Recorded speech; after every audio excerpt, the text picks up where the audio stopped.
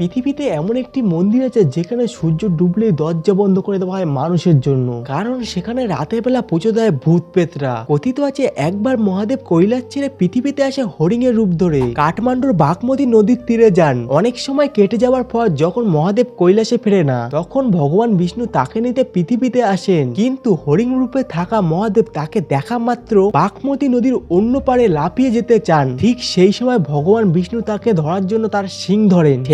সেই শিং 4 টুকরো হয়ে যায়। বহু বছর পর ওই শিং 4 মুখে শিবলিঙ্গে পরিণত হয়। তবে এই 4টি মুখের পাশাপাশি আরেকটি অদৃশ্য মুখ রয়েছে, যারা মহাদেবের কঠিন তপস্যা করে তারাই দেখতে পায়। এছাড়াও এই মন্দির সম্বন্ধে এমন বিশ্বাস রয়েছে যে রাতে মহাদেবের দরজা বন্ধ করার পর পুজো করে ভূত পেতরা, আর সেই সময় যদি কেউ মন্দিরে ঢুকে থাকে তাহলে তার মৃত্যু নিশ্চিত। এই মহাকাল মন্দিরটি নেপালের পশুপাখিনাথ মন্দির নামে পরিচিত।